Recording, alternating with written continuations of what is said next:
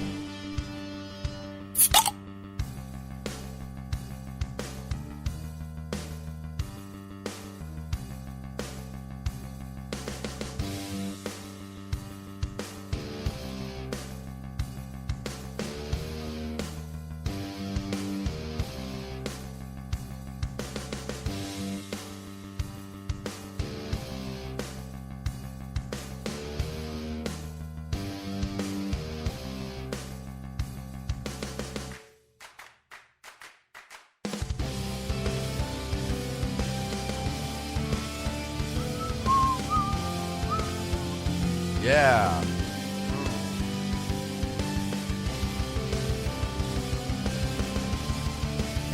Yeah, baby. Here we go, ladies and gentlemen.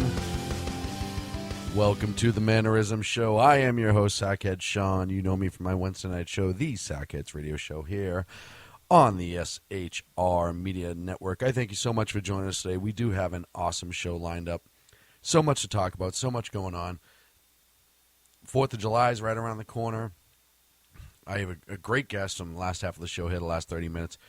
You may know him from our Wednesday night shows, Liberal Jake, but a good friend of mine, Jake's going to be joining us. He's going to tell us about, he just took a trip with two of his buddies on a motorcycle from California all the way to the Arctic Circle. I can't even imagine that. That must have been the coolest. You want to talk about seeing some of the most beautiful parts of our country and Canada and beyond, and really being able to experience it right up close and personal.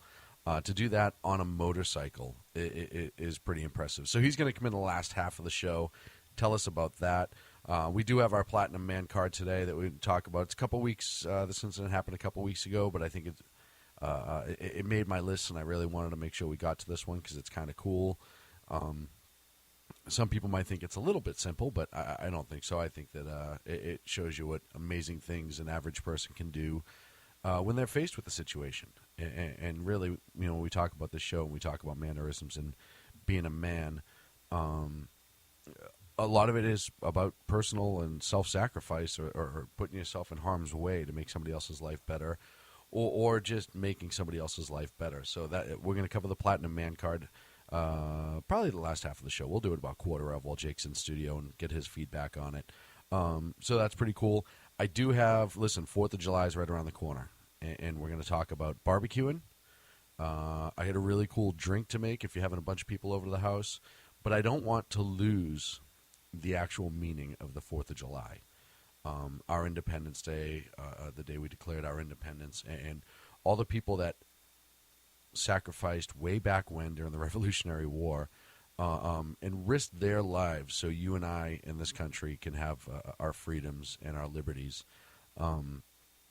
And don't forget what a big deal that is. You know, I know we've turned 4th of July into fireworks, and the fireworks are the symbolism of the fighting that occurred during the Revolutionary War. And there's nothing wrong with any of that. You know, I grew up in Boston, as many of you may be able to tell by my awesome accent. And we always have huge 4th of July celebrations. With the Boston Pops, with the Boston fireworks. In my opinion, one of the absolute greatest 4th of July celebrations on the face of the planet, or in our country, obviously. I don't know why other countries would celebrate it, but if they do, ours is still better. And if you ever have a chance to go see 4th of July in Boston and the Pops, don't miss it. It is awesome. Everyone jumps in their boats, loads up the Charles River with boats. The 4th of July fireworks are incredible, and if you listen on the radio, if you can't listen to it live, it lines up. They do it so everything is symbiotic between the music and the fireworks, and it is just a piece of art that celebrates such an amazing part of our history, and really what sets us apart from other countries, in my opinion. When a group of regular people stand up after they're being treated with tyranny and faced with tyranny, and fight for their freedom and their liberty and what's right and wrong. And, we lose a lot of that conversation in our current politics, and I don't do politics on the show.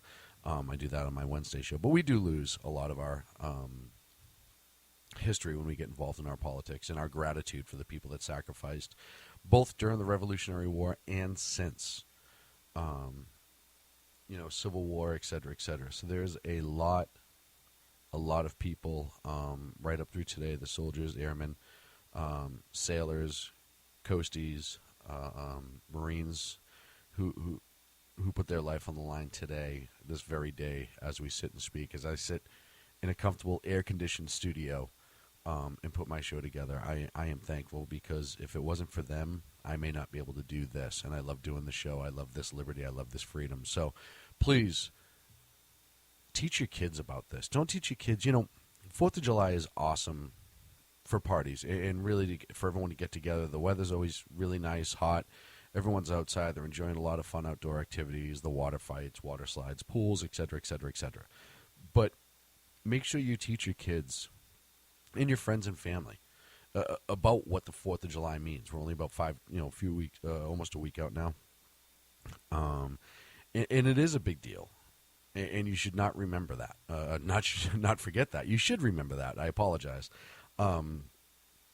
Because it really is what sets us apart from other nations, and it really is our history. So don't forget that when you're celebrating on the 4th of July. Now, how do we celebrate on the 4th of July? There's fireworks. Of course there's fireworks. Everyone goes out, lights them off. Even I know in Massachusetts, where fireworks are quote-unquote illegal, they usually start right before dusk and they go well into the night. So yeah, there's fireworks, and be safe with fireworks. Don't be stupid. I hate reading stories or hearing about people that blow their hands off because they're hammered, intoxicated for those who don't speak Bostonian, but they're hammered and they're lighting off fireworks left and right. Don't be stupid. Don't ruin 4th of July for everybody else. Now, having said that, I believe that you should enjoy some beverages on the 4th of July. I'm a big believer that anytime a group, family, friends get together and they're celebrating something, why not have a couple beverages and enjoy it and have a good beverage? So we're going to talk about the barbecue aspect today, and I got a drink that you can make if you have a big 5-gallon cooler, like a Gatorade container or something like that. You can throw it all together and kind of set it and forget it, and it's going to go good with the barbecue we're going to talk about. And what are we going to talk about today? Ribs. Who doesn't love ribs? Now, you can do ribs a bunch of ways, and there's always an argument. I love this, and it's a great argument to have on how you should do your ribs, what style ribs you should do. My Uncle Billy, who owns one of the coolest cars on the face of the planet, he's got a 72 Stingray that he completely rebuilt, and he used to race. And I'm actually going to talk about that eventually with these folks. I'm going to have him on the air and talk about how he restored it. He used to race it back in the 70s. But one of the other awesome things that he does is he smokes his ribs, and he is a smoke master. He smokes everything on the grill that he possibly can, even vegetables sometimes. He really gets into smoking. But what if you don't have a smoker? I don't have a smoker at home, but I have a smoke box for my grill. I do have a grill that's half gas, half charcoal, because I like to have that option. Sometimes it's easy to just throw that gas out. My phone is ringing in studio. Our in-studio line is ringing right now. And the best part is nobody's scheduled to be calling in. And I blame Sacco, our producer here on the Sackheads radio show, because Sacco is supposed to be in charge of all this stuff and make sure that when I come in for my Thursday show, all I have to do is press the on-air button. So once again, this is why Sacco is being held here, and why he is the Save Soccer movement has started, because he does this to himself. And if you follow us at all, you'll hear the Save Soccer thing on our Wednesday night show. Either way, this makes me laugh. This actually makes me laugh. I cannot turn this off, and I think it's somebody we know, and I think they're listening to the show in the background. So thank you for calling in, but we're not taking you on the studio line right now. I have too much to talk about. So let's get back to the ribs. We talk about smoking. And I talk about how I have the gas in the barbecue, and you can use a smoker. But this is going to be straight barbecue ribs. This is going to be straight for the guys and gals that don't necessarily have that smoker available, and they want something really good they can serve. You have everyone coming over. It's a pretty simple recipe to do, which is cool.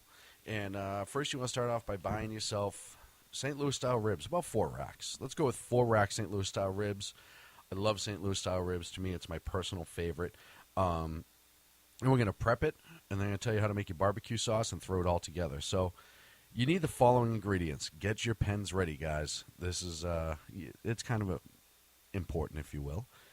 2.5 tablespoons of salt, kosher, tablespoon of dry mustard. Go with half a teaspoon of cayenne pepper, a tablespoon of paprika. And guys, if you barbecue on a regular basis, you should have all this already. Half a teaspoon of black pepper, and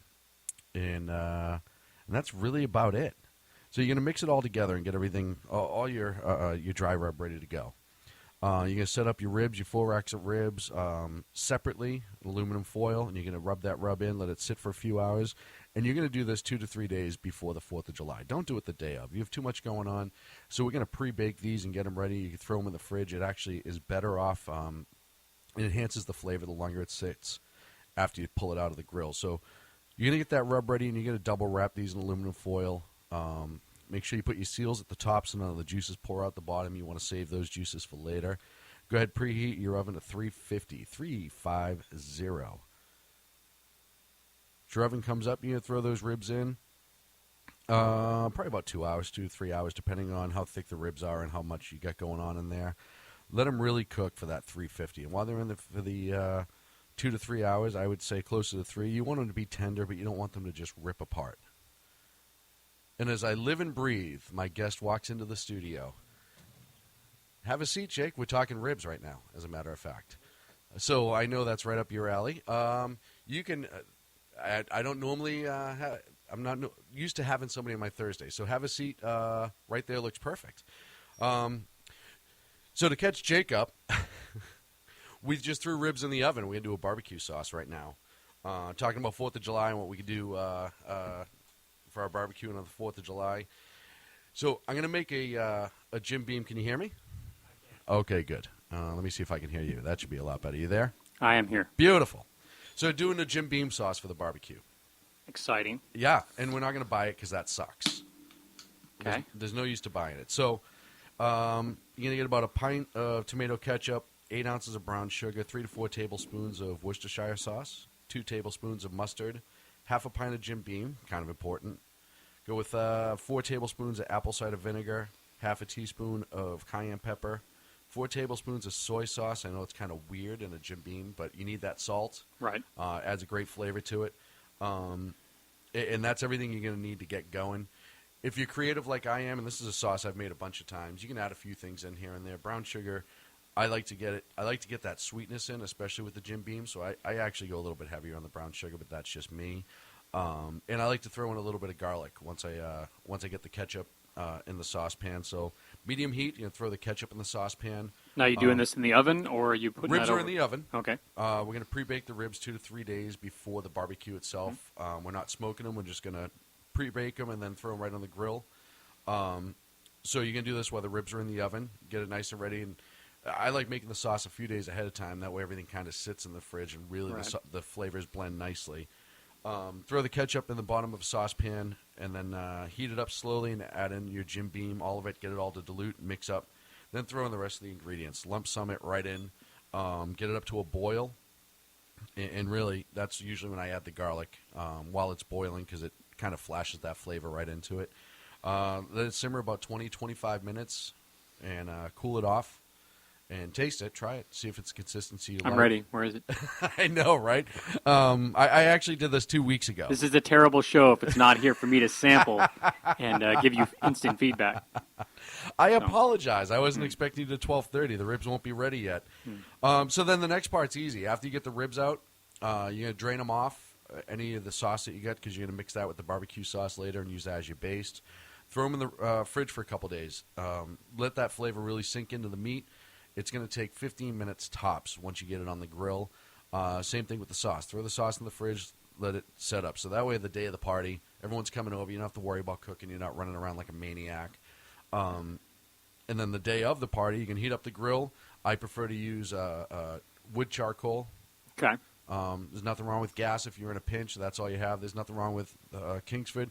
Just you like that bit of smoke. I do. Yeah. And I think, especially with the ribs, because you're not smoking it, and I think ribs should always have a little bit of a smoke flavor. You could do the liquid smoke into the barbecue sauce if you wanted to. There's nothing wrong with that. I like that more natural. You know, I'm an elitist when it comes to barbecue, and you know that, especially food. Yeah. And I think if you're going to do it like you do it right. So the day of, you fire up that grill, get a good set of coals going. You're looking for about 350 on the grill if you have a heat measure on it. But if you don't, you know what you're looking for. If you barbecue at all, you know what you're looking for. Throw the ribs on, slather them up. You're going to mix that reserve sauce and that barbecue sauce together. Really mix it in well, get it nice and watery. I would recommend saving some of the barbecue sauce that you just made for afterwards. Some people like to dip. Throw it on the grill, baste it away, close it, let it sit for about 10 minutes, open it up, baste a little bit more, and then pull it off and baste one last time so that hot sauce really starts to congeal on it. And your ribs are pretty much ready to go.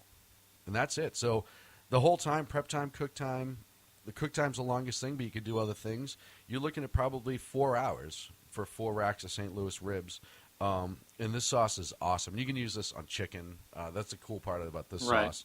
If you wanted to do either chicken breast or if you just wanted to bake a whole chicken, and I baked a whole chicken and loaded up the cavity with this sauce as long as smeared it on it just to really work it in, and it can be strong. So I do warn you against it, but I like strong sauces. So the cool part is you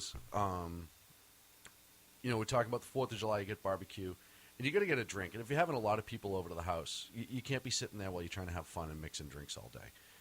You can absolutely do beer. You and I are a big fan of beer, but we're also a big fan of mixed drinks. And you need something that if you're gonna be loading up on these ribs, you got to cut that grease. You got to have something that's going to kind of complement it and get through it. So this is, you get a 5-gallon, your big 5-gallon Gatorade container. If you had me at 5 gallons. Wait, it gets better. Okay, we're going to fill that 5 gallons with booze. Oh, yeah. You get a block of ice and just dump it in the middle. Now you're pretty much good for the rest of the day. One giant block of ice from the store. You're going to get a big handle of bourbon, half gallon. It's all going in. Get a pint of St. Rose's lime. If you want to do fresh lime, you're absolutely more than welcome, but you need to do that pint. Add it, sweeten it up with a little bit of that sugar. That'll be about 50 to 80 limes, depending on your size. So that's why I would hope you got a juicer. I would just go out and take the easy way out. Add club soda, and I would say, you know, this is when it starts to get to taste. Always start with, I would do the 2 liters. And then if it's a little strong, you can always add a little bit more, or you can just throw some club soda next to it and let people cut it if they want. Right, because it's going to reduce over time, too. You don't want it to have this watery mess an hour in. Exactly. When you're ready for it to get stronger. Yeah, exactly. So you want it to be strong up front, and then you can let it soften up afterwards. No splash of sugar in that to cut the lime's juice? I was just going to say, let's if you're going to do, especially if you're going to do your Rose's lime is always a little sweet. You can get the sweetened version anyhow. But if you're going to do your own, make a simple syrup. And I would honestly probably recommend making about a pint of simple syrup, which is just equal parts water, equal parts sugar. Boil it up. You may want to do a little bit more. Again, it's not bad to throw right next to the mixture. Yeah, exactly. I like to have the simple syrup just on hand. I have a Rubbermaid shaker so people can give it a little swirl in case any sugar settles. And that way they can add as much or as little sweetness as they want. And that's a great idea. And then the coup de grace to all this, and I actually have my own mint growing. Sure. You can go out and grab a whole mint. Just one kind of mint, because I got 3 growing in the backyard right now. I know, I suck compared to you. All right, well, it's just, you found a mint that you like. I'm trying out a different spearmint, and which one my dog's willing to pee on. So it's always fun when he adds that extra little flavor for me. So you just take your standard mint. Me personally, I like to throw it in a big bowl, especially when you do something like this. You want to kind of muddle it up ahead of time. Throw some of that soda water in and a little bit of that lime juice in to help start to break the flavors down and muddle the hell out of it. Doesn't matter what you use, you just want to get that flavor to come out of it. You don't even, if you wash it well enough, you don't, because it's going to be in the container, you're actually better off leaving it on the stem if you're not going to throw it like a cheesecloth or something, because you don't want to be jacking up the nozzle and everyone not be able to get a drink. Muddle it up, throw it in, and let it sit for a few hours before you pour it. You want that. And again, pull some mint off, throw it on the side for the people that really want Garnish it up. Yeah, if you really want to garnish that up. For the Instagrammers out there so they can take their picture of their perfect drink in their hand. Whereas you and I would be more worried about pouring a new drink instead of taking the picture. It's always nice to have a picture of a drink, but it tastes a lot better when you drink it. And just jam it all together and mix it up and let it sit. It's a mint julep for those who don't know. You just made a mint julep, modified a little bit, but it's a mint julep at its base. You can use Jim Beam, or you can get a less expensive bourbon because you're mixing it. You're not drinking it straight. I like Beam when I'm mixing drinks, especially for a julep. I would say for the money, you can't do too much worse. I mean, you're getting the best bang for your buck out of Jim Beam. It's just a quality bourbon, but it's not going to break the bank to get a handle of it. Exactly, and I'll drink Beam straight. I mean, I'm not. I enjoy on a nice hot day. Right. Toss an ice cube in it, sit on the front porch, and have a cigar and Beam. So there's nothing wrong with that either. But when you mix that with the ribs that we have, and you sit down and it's a red cup drink. Nobody's driving. Throw some ice in there, fill it up, and a lot of people don't even know that they're drinking bourbon. If you let this sit long enough, and I did this 2 years ago, if you let it sit long enough, the bourbon flavor goes away. Which if you like bourbon, you can always add more to it if you want a stronger flavor. But most of the people that maybe, I hate whiskey, or I'm not a big bourbon drinker, they'll drink this all day and not even know it. So that's my 1-2 punch combination. I have another show before the 4th of July next week, so I'm going to do a little bit more. But that's my 1-2 punch combination for your ribs and your drinks this week. You going to try it?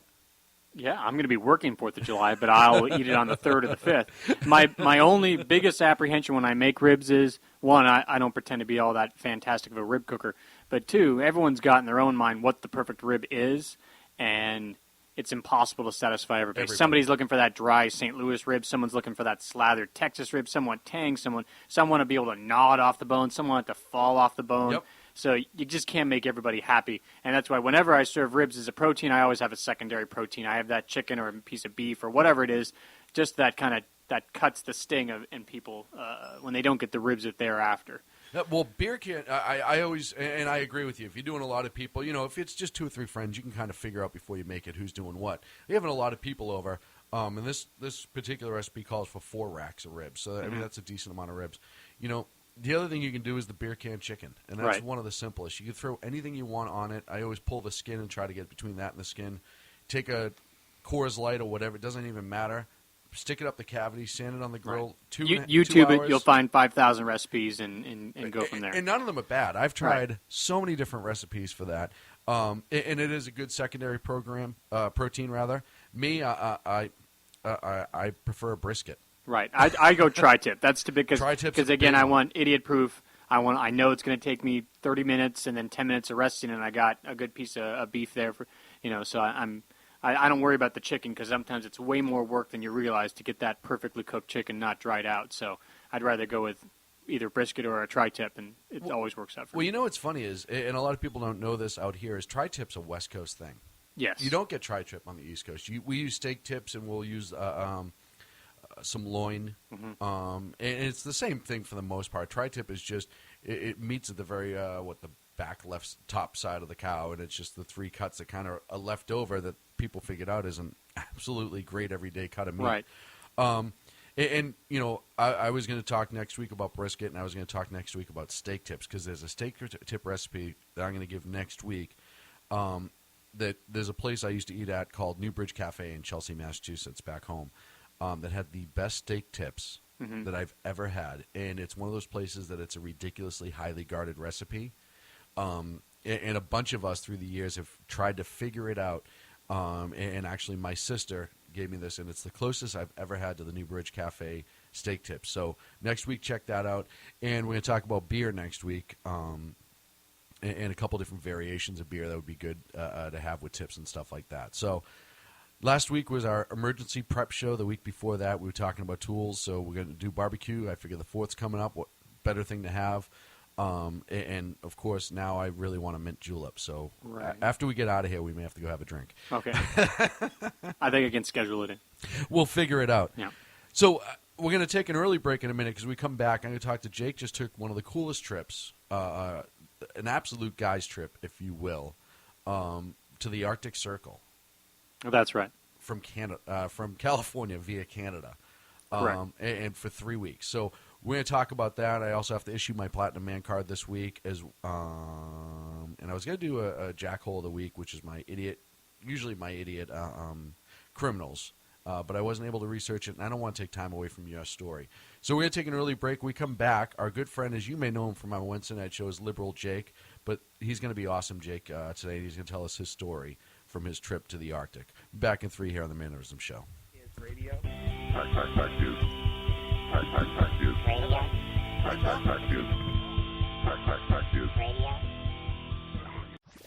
Conservative media done right. You're listening to the SHR Media Network. How you doing? John Grant here. When I'm not slaving over a hot microphone on the 405radio.com Saturdays at 10 a.m. Eastern, I check out Sean and Clint here at Sackheads Radio. We all appreciate the best political bloggers, writers, and commentators. We either get them on our shows or we make fun of them, as it should be. So check us out live Saturdays at 10 a.m. Eastern or forever on the podcasts on the 405radio.com. This is Tammy Jackson, inviting you to join me on the Tammy Jackson Show every Tuesday night at 7 p.m. Pacific on the 405radio.com. Put down that remote and tune into the show that covers politics, guns and the Second Amendment, religious liberties, sanctity of life, the military, and more. I host newsworthy guests and work hard to be a conservative radio show that's not like all the others. So save Tuesday nights at 7 p.m. Pacific for me, Tammy Jackson, on the 405media.com.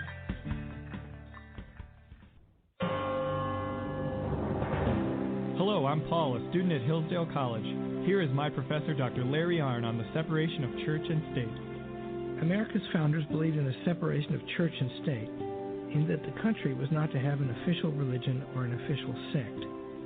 But that did not mean that government was to be hostile to religion, or even indifferent to religion, as many today argue. In fact, America's founding document, the Declaration of Independence, includes both a reference to God as the author of the laws of nature and a confident assertion that human beings are endowed by their Creator with certain inalienable rights. Far from being hostile or indifferent to religion, America's founders understood the theology of the Declaration to be an essential part of the education of citizens. This Constitution Minute was brought to you by Hillsdale College. To join the national conversation on the Constitution, go to constitutionminute.org.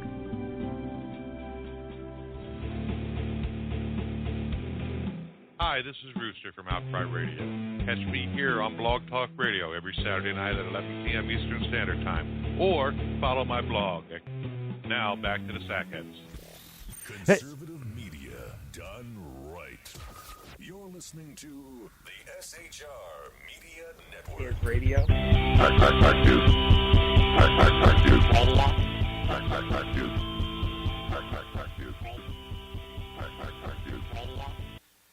You know, we pay Sacco a lot of money. And by that, I mean, you know, I buy him dinner occasionally. And he still hasn't had my audio ready for my commercial breaks on my show. So there's a reason why we treat Sacco how we do, is because he's constantly failing us. And that's really sad to me. We're back here on the Mannerism Show on shrmedia.com. So in studio is our buddy Jake, who's joined us a few times on our Wednesday night show to talk politics. But this is awesome. And I'm really glad you were able to make time for us today, because we talk about I think one of the coolest man trips you can do as an adult. This isn't going to Cabo San Lucas and getting drunk for a week straight. This is actually getting out into nature, taking a trip with a couple buddies, enjoying the hell out of it, and really is kind of a lifelong memory. And the stuff you must have seen has been incredible. So you and two of your buddies jumped on your motorcycles and went all the way up to the Arctic Circle. Yeah, that's right. So we've done trips before. This is myself and my normal riding buddy Jeff. We've done some 2-week trips. We've gone up and touched Canada and into Jasper and Banff and some of those beautiful places, and we've done some other touring of the western states. But we always wanted to go about as far north as we could. And to give you a reference point, the Arctic Circle, it's a man-drawn line. It's just a place on a map. But it's about 200 miles north of Fairbanks, and if you go 300 miles beyond the Arctic Circle, you reach the end of the road, and that's Purdue Bay. in the little town of Dead Horse, which is actually just an oil refinery. And what a lot of motorcyclists and adventure riders try to do is they try to make it to that spot. So it's the northernmost navigable point via road that you could make it on a motorcycle or on any kind of device like that. So we kind of drew the line there. We didn't feel the need to go all the way to the end. We just wanted to penetrate that Arctic Circle. So that was our goal for the trip.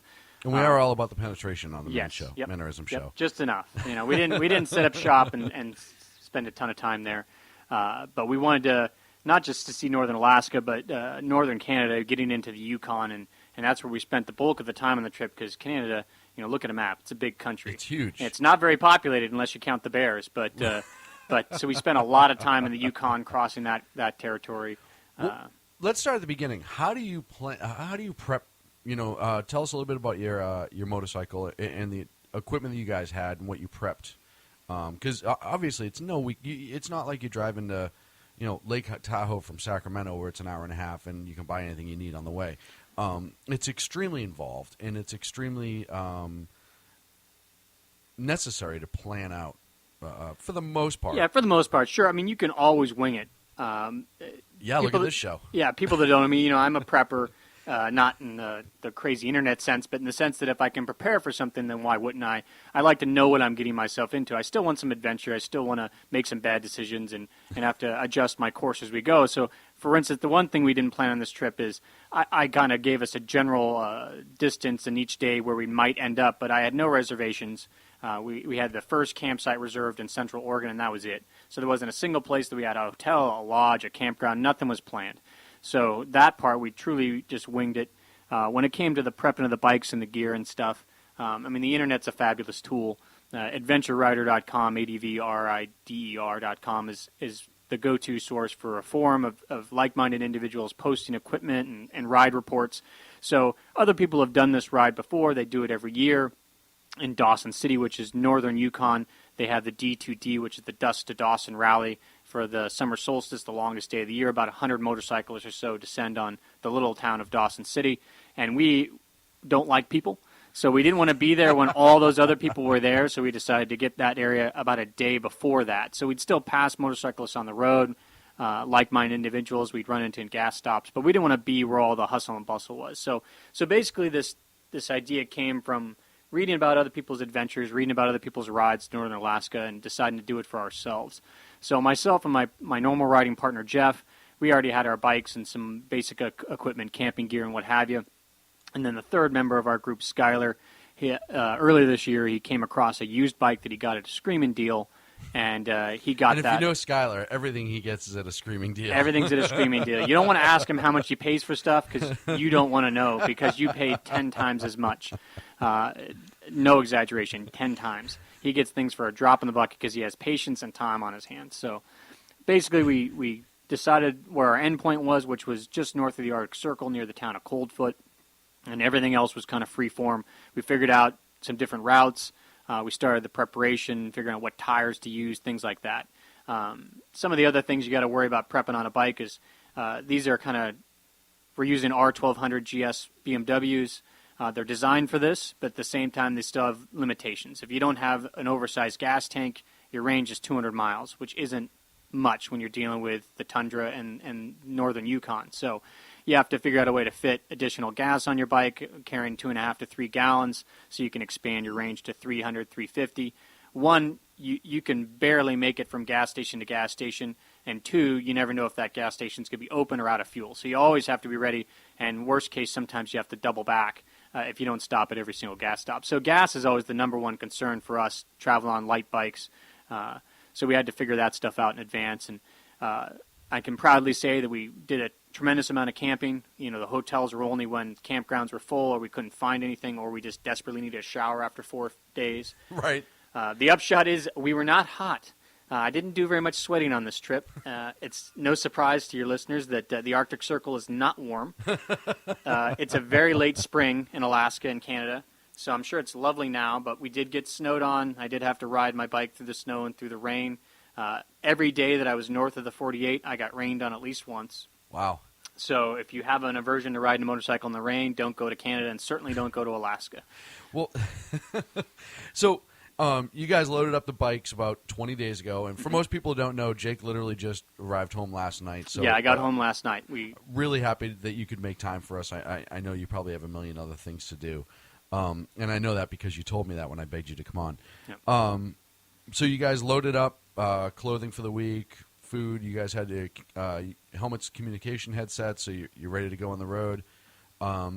You left Northern California up through Oregon, up through Washington. Yep. Did you cross into British Columbia? Yeah. Yeah. So on both the ride up and the ride back, we decided that Oregon and Washington are places we've been, and we can go. I can be there in a day. So we didn't really see the sights. So both times we blew through. We never did more than fill up our bikes in Washington. We never spent a night in Washington. Washington was a state that we were able to blow through each day. So within a day. So yeah, up to British Columbia, and that's kind of where the rides begin. We stuck to major highways kind of on the way up. We were very goal-oriented. Let's get to the circle. Let's do this, kind of doing the most direct routes. British Columbia never disappoints. I was excited to see wildlife. That's one of my things. I wanted to see a moose in the wild and some things. I've seen grizzly and I've seen plenty of bears, but I'd never seen a moose in the wild. So you can imagine the first time we saw a black bear, we're all excited. We pull over to the side of the road. Everyone gets their helmet cams running, trying to get a picture of this thing.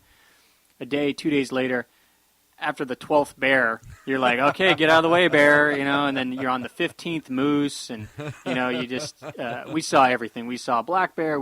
I saw a young grizzly. It was only Skylar that saw an adult grizzly, but I'd seen one on a previous trip. Moose, we saw buffalo, we saw reindeer. Buffalo? Oh, yeah, they got buffalo up there. I saw baby buffalo. So this is all from the road. I'm not bushwhacking. This is on the highway. The other weird thing... Well, I think in Canada they call that traffic jams. Exactly, yeah. The weirdest part is that, it's the middle of... Well, it's not quite the middle of summer, but it's the start of summer. You get into a town like, say, Whitehorse or places like that, and it's bustling, there's people about, there's cars. But as soon as you get on the highway and you're 4 minutes out of town, there's nothing. There's nobody else on the road. Maybe it's the occasional semi-truck or work truck that's working the pipeline, and there's an RV. And maybe another motorcyclist that's doing the same thing we are. And other than that, you don't see a single car. You don't see a single person. It's just nothing. And you're on this. It's so surreal to be on a paved road, or in many cases a really good dirt road. And that's that little piece of society. But then you're surrounded by nature for hundreds of miles, and there's no people at all. So it's just mind blowing to be. You pull over to the side of the road, take a picture, and you could wait 20 minutes and never see another person on this road. So you're reminded that you're in society, you're on a roadway. Which, on a side note, they don't have enough time to fix the roads. So they fix what little they can in between, and when they can't fix, they mark with a little flag. So as you're zooming through the Yukon or even in Alaska, you just see on the side of the roads these little flags, like a T flag for a golf course. And sometimes they say a little thing that says slow. You have no idea what you're going to get. The road might stop and it might be dirt. You might have 500 yards of gravel, which if anybody rides a motorcycle, all bad. Is pretty much the worst thing. I'll take mud over gravel, little ball bearings on top of pavement. So or it could be a whoop, it could be a giant pothole. You have no idea. So you see the little flag and it's like, buckle up, let's see what's going to happen. Because you don't want to ride the brakes. You might need the momentum to carry you through. So that was always fun. Every 5 minutes you got a little stimulus, a little excitement. But so as you're traveling, you're on a road, but you just don't see any people. You don't see any signs of civilization until you get in that little town. Maybe it's just a gas stop and a local trading post. You gas up and then you keep going. So British Columbia, and how long were you in British Columbia for? I lost track, but generally I was probably in BC for about 3 days on the way up and maybe about 3 or 4 days on the way back down, because we stopped in Vancouver on the way down, which was a dirtier city than I remember. I've spent a lot of time on Vancouver Island, Victoria. It's all gorgeous, wonderful. And we didn't have a bad experience in Vancouver. I was just surprised. Small city, about 600,000, similar to where we are now in Sacramento. But just a gritty city. Yeah. Gritty city. So British Columbia, we're going north into the Yukon? Correct. Then we cross into Yukon. Really desolate, really isolated place, but still wonderful people. Good availability of campsites. We thought we'd bushwhack a little bit more, but because we were able to get established campsites, granted they were not improved, they had drop toilets, no showers, things like that, but you're still in a campground with a couple other campers, because your biggest concern being is bears. Right.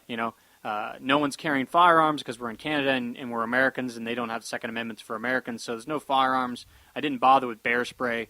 I'm not saying it doesn't work. It's just something that I didn't invest time and effort into. So by being in the campground, it just elevated our safety level a little bit more, that if I got attacked or if we had an issue, there'd be other people there to deal with it. Yeah, whatever. Make noise, do what exactly, they have to do. just things like that. So ultimately, we decided it was always in the best interest to try to find a campground just so that at least there's another RVer around or somebody else in their safety tin can, because we're just in a tent, right. to give us a hand or things like that. So, any incidents like that did happen? Yes. No, everything was fine at the campgrounds. We were bear safe. We kept our food inside of a locked pannier of our motorcycles, or there was a bear box available. So obviously, lots of wildlife, lots of sign, but the only animals that gave us a hard time in our campgrounds were chipmunks and birds and stuff like that. Little cute buggers that have no fear whatsoever. No, because everyone feeds them. Right. So out of the Yukon, how long were you in the Yukon for? Probably about 4 days up, and then maybe 3 days or so coming back down after Alaska. So gliding up, just enjoying it. Yep. Sights, I can't wait to see the pictures. I'm sure the sights are just absolutely unbelievable. Any real places in the Yukon that you were just blown away by? I mean, all of it. You get spoiled rotten. Every road is following a creek or a river, so no exaggeration. You're on a 2-lane road. To your left is a jagged, beautiful peak. To your right's a river. And in the foreground and the background is a snow-capped mountain. I mean, that's what you're looking at all day. Wow. So you just get numb to it after a while, and half the time there's a black bear sitting on the side of the road, because they on some of the highways they cut it back about 100 feet to give you reaction time for all these animals crossing the road. And where it's cut back, beyond that's just dense forest. I mean, you can't see more than 5 feet into the forest because it's just thick, skinny little pine trees. And in the 100-foot cutback, that's where all the little soft green vegetation is, which is what the bears are eating right now. The salmon's not coming yet, so they woke up, they need a snack. Some food into yeah, them. so they're just eating the soft green stuff. I'm not a bear person. Well, I don't know much about green stuff, so that's what they're eating. Every time they're just adorable on their haunches. So the bigger ones don't care, and the smaller ones runs away. A running bear looks like the fat kid in PE. He's trying like really hard, but everything's not quite working. It's just a bunch of lumps moving around, just sweet as can be. And then eventually they stop and they perk up and they look back to see if you're gone. Then they're going to go back to what they're doing. So they were just. I understand why teddy bears exist. After seeing as many bears as I did, and the way that they move and the way that they look at you, they're just adorable. You'd go pet them on the head if they weren't going to freaking maul you. So. So cross out of the Yukon and you go into Alaska, which right. is somewhere that I've always wanted to go. I am just enthralled with Alaska. I don't know what it is about Alaska, but and maybe it's from watching The Deadliest Catch or some of those shows. It's supposed to be one of the most breathtaking places that you could possibly go. Yeah, and it is. And I've been there once before. I went on a cruise. I recommend it. You got to deal with some old people or some kids or things like that, but it's a great way to see a little bit. And I was able to see all of coastal Alaska by doing an inside passage. So at Ketchikan, Skagway, all those places right there on the edge. This trip, we were on a timetable. I would have loved to have had another week, but we were 22 days max. We used up 19. We gave ourselves a buffer for weather and things like that. So we saw interior and northern Alaska. We never made it to the ocean. We made it to Valdez. Sorry, not Valdez. Hyder, which is on the edge.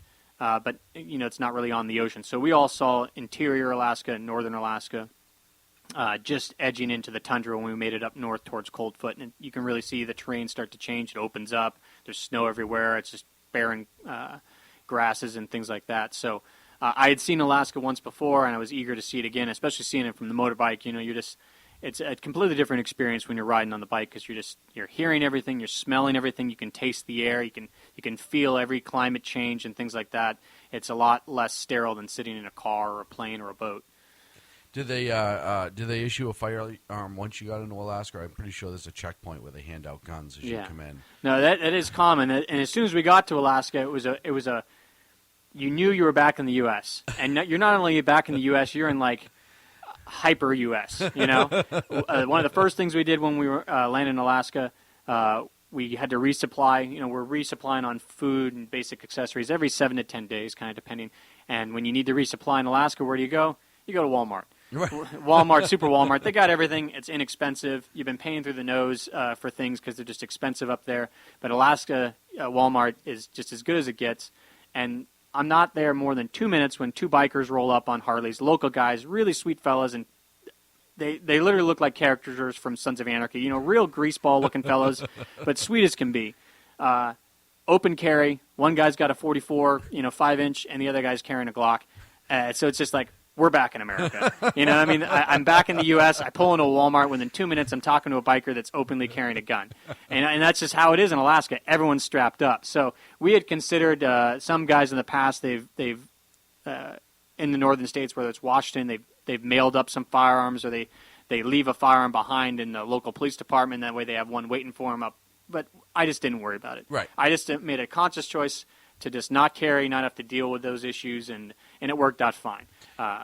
If you want to deal with the logistics of it, I encourage you to do so. It felt weird to not have a firearm with me, especially in the places we were, but at the same time, it all worked out okay for us. Right. And it's like everything else, preparation. If it's worth your efforts, then go ahead and do it. And this is always a question for me, because I don't ride motorcycles, you know that. Is there any of that whole weird animosity between the Harley rider and the BMW Tour rider, or were they interested in your trip, or? Yeah, and everybody I ran into, everyone's wanting to swap information. Which way are you heading? Because the road conditions and the weather changes every minute, and on a bike that's huge. It's a big deal, depending on what tires you're running and things like that. And also, everyone's different. Some people are willing to endure a 600-mile day in rough conditions, and other people aren't going to. It's an assumed risk. They're not going to endanger themselves, their equipment, or it's just not their brand of vodka. And so everyone's always swapping information. And I would say, you got the occasional elitist adventure rider, the elitist Harley rider, but for all in all of us have the same mindset. Ride what you love and do it in that order. Ride it and then love it.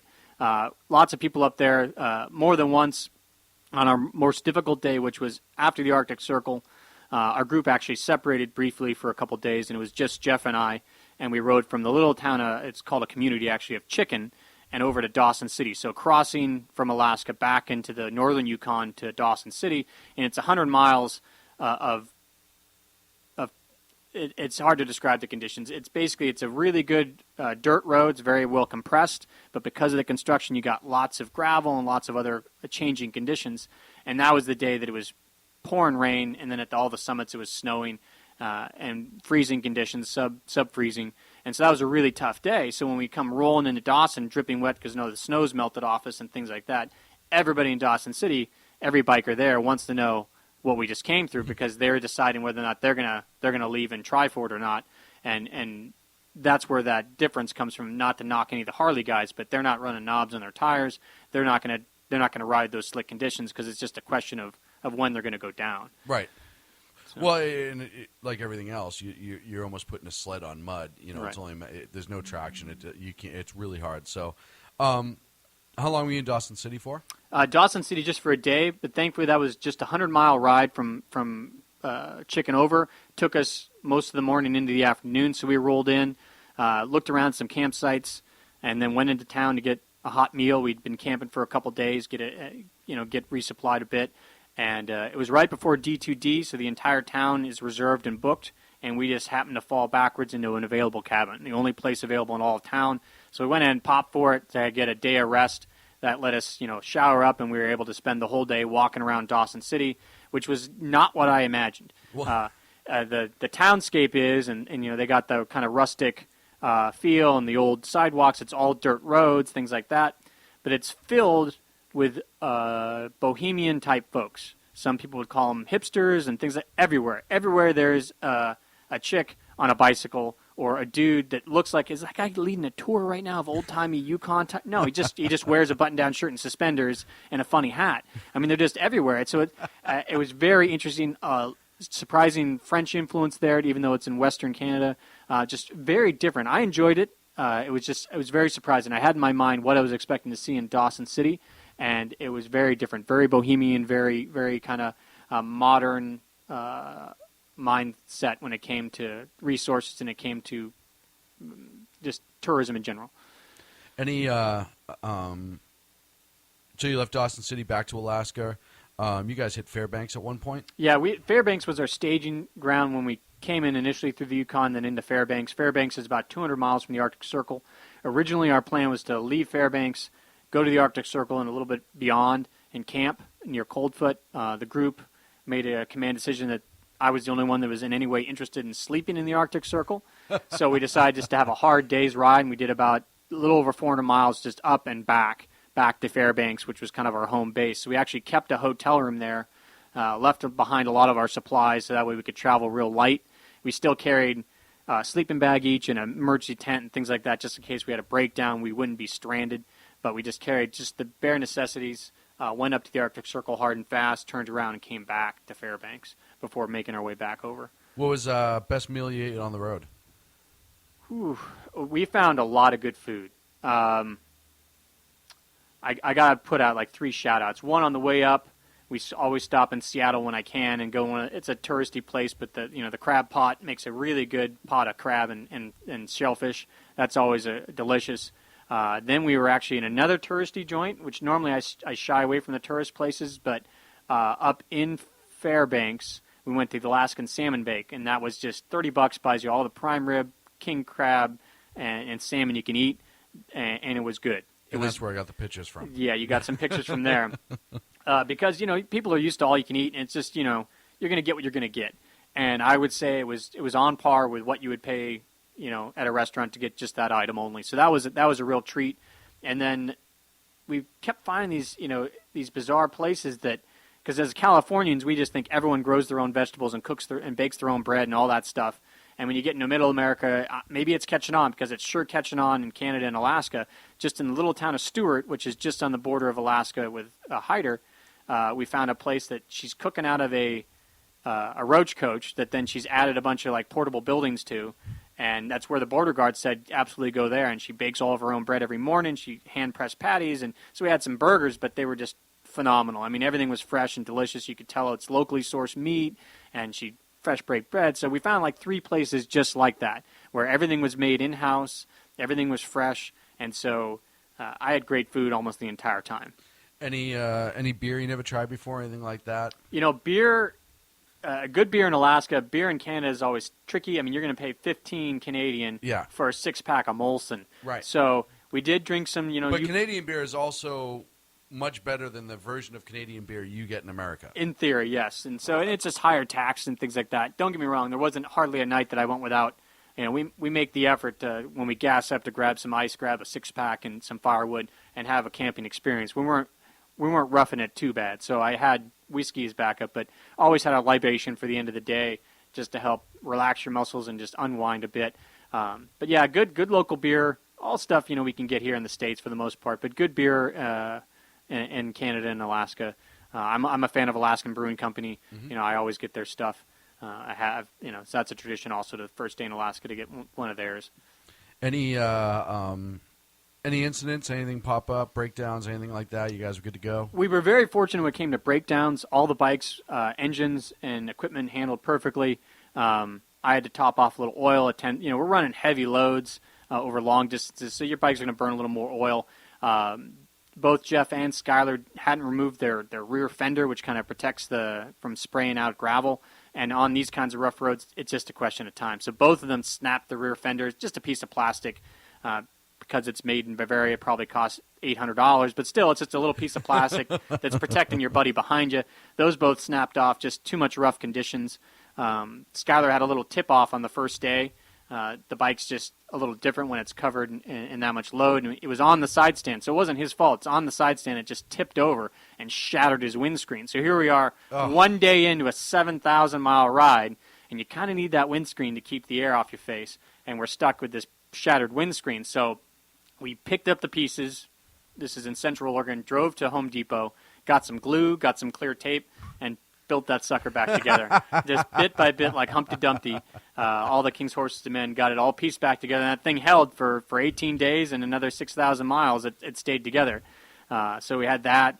No other real issues. I got a little crack in my windscreen from taking a good rock, but all in all, everything did fine. What's the next big trip? Nothing planned. Nothing on the horizon. I always don't do everything when I'm someplace, so I have an excuse to go back there. Mm-hmm. So one thing commonly done up there is people use ferries. The ferries are there. They can ferry up with their equipment, and they can ride back or vice versa. It's pretty expensive. It used to be cheap. it's going to cost you $1,000, maybe more, to have a person in a bike or a person in a car, and that doesn't include your stateroom. So we avoided that just because of the price, and we also wanted to ride it. We wanted to ride it both ways. But there's a couple shorter ferries, so I would have loved to have ferried down to, say, Vancouver Island out of Prince Rupert. A day off the bike, a day to look at the scenery and see the ocean, and then ride the length of Vancouver Island, which is kind of on my list. I've ridden a little bit of Vancouver Island, but that'd be a shorter trip. That'd probably be, I could do that in less than 2 weeks, maybe 8 or 10 days, and that'd be something I'd like to do nice and simple, but nothing pre-planned, maybe some short trips. So Trans-Canadian Highway. Yeah, one of my dream trips, because I'm not going to be exotic and think that I'm going to go down to South America or some of those bigger trips down there, but the Labrador Highway, which is out of Nova Scotia, that'd be a dream ride for me to ride over to the East Coast and up, and maybe ferry up and then go back across through the Labrador and then cross Canada. That'd be a good ride for me. But we'll see I usually go on one big ride a year. The wife has been wonderful, and a big shout out to my wife and Jeff's girlfriend and Skylar's wife for supporting us and tolerating us. You think 20 days, 22 days isn't that long to be away, but at the same time, it's a lot to ask. And yeah. and they were very supportive of it, and the house did not burn down while I was away. So she learned a little bit about how strong she is and vice versa, but we're all happy to be back together, and it's a long time to be apart from your loved ones. So. Yeah, absolutely. It's a long time to be away from just the comforts of home. Yeah. I even after a regular week trip, and I don't care where you go, it's always great to come home. Doesn't matter how awesome your adventure was. So I can't imagine. I don't think I've ever been on a trip that long. Close, but 22, 23, especially riding a bike. Yeah. Where you're extremely limited as to what you can and do. And, it's not like an RV where you have most of the comforts from home right there. Or you're staying in hotels every night, or, if you're going to Hawaii or something like that, you're in pretty desolate areas. So to finally turn around and get home, it's going to be pretty gratifying and relaxing. I'm sure you'll sleep for the next 2 days. Yeah, no, it was weird waking up this morning thinking, I don't have to light a stove to make coffee. I don't have to freaking break down my tent or roll up my sleeping bag. I just roll out of bed. And well, and that would be one of the hardest things for me on that trip is coffee. Yeah, well, that's before I've always relied initially on like a French press, but it's messy, and if you don't have a campsite, you don't have running water. Cleaning out your stove from a French press is awful. So then Via came along, and Via, it might as well be methadone. I mean, it just gets you by. It's not the stuff. So No. I hate it. It's a backup, but it works. And so I found a collapsible pour-over. So that was the business. I carried some filters with me. You extend the little thing, do a pour-over. You got real coffee. You pour over twice if you want it extra strong, and you got no mess. So I had good coffee. I was drinking my home coffee the entire time with Good. a nice pour-over. So I didn't, like I said, if you plan and you think you can bring the simple luxuries, if you give me a cold beer at night and a hot cup of coffee first thing in the morning and a wet rag to wipe off my, my face, my bits, and before I climb into my bag, then you're in pretty good shape. Well, I appreciate you taking the time today. I know you have a lot to do. It was awesome. I'm glad you guys had a great time. Sounds like an amazing trip. Certainly something that belongs on the Mannerisms show because that is a guy's trip. And hopefully in a few years I'm planning to do it. I want to do the Trans-Canada going out and then the country coming back. I'll probably do an RV type thing. Mm-hmm. So I'll definitely have to contact you and get some planning information. Thank you so much for joining us. It's my pleasure. Thanks for having me. Hey, folks, I ran out of time this week. It's just the way it works out sometime. I'll be back next Thursday at 12 p.m. on the Pacific here on the SHR Media Network. Check out all the other great shows here on SHR Media. Coming up at 4 today, you have the Evan Miller Report, followed at 6 p.m. by the Exceptional Conservative Show. Saturday Night Rooster's back on Outcry Radio. Check them all out. Talk to you next Wednesday night at 8 p.m. here on the SHR Media Network when I'm back with the Sackheads. Talk to you soon. Conservative media done right. You're listening to the SHR Media Network.